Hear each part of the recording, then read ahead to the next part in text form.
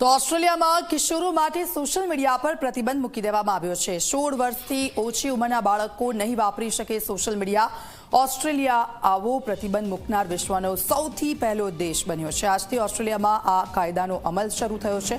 બાળક કિશોરો Facebook, Instagram, YouTube નહીં વાપરી શકે। એક પણ સોશિયલ મીડિયા પ્લેટફોર્મનો ઉપયોગ તેઓ નહીં કરી શકે અને કાયદાનો ભંગ કરવા બદલ કડક કાર્યવાહી પણ કરવામાં આવશે। બાળક કે વાલીની જગ્યાએ સોશિયલ મીડિયા કંપની સામે મોટી કાર્યવાહી થશે।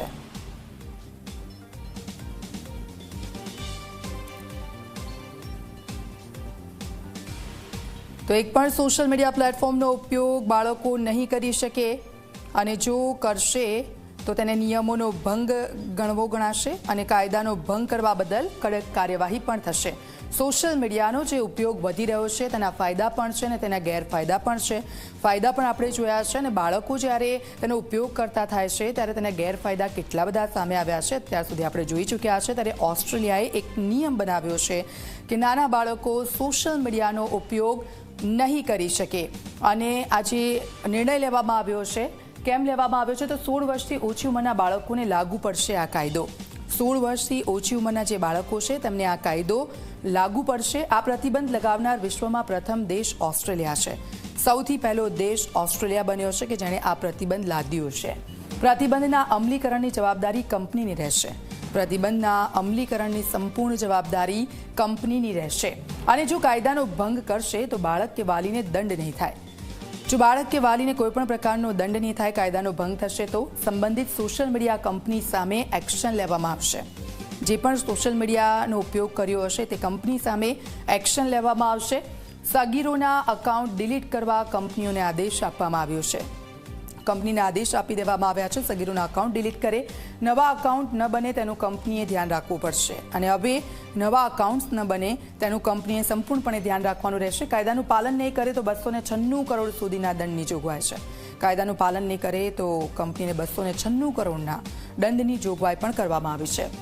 ફેસબુક, ઇન્સ્ટાગ્રામ કઈ એપ પર પ્રતિબંધ મૂકવામાં આવ્યો છે તો ફેસબુક કે જે સૌથી વધારે ઉપયોગમાં લેવામાં આવે છે, ઇન્સ્ટાગ્રામ પણ એટલી જ ઉપયોગી છે। ટિકટોક, સ્નેપચેટ તેનો ઉપયોગ નહીં કરી શકે। अब जो જે એપ છે એ એપ યુટ્યુબ, થ્રેડ્સ આ જે બધી એપ છે તેનો ઉપયોગ નહીં કરી શકે।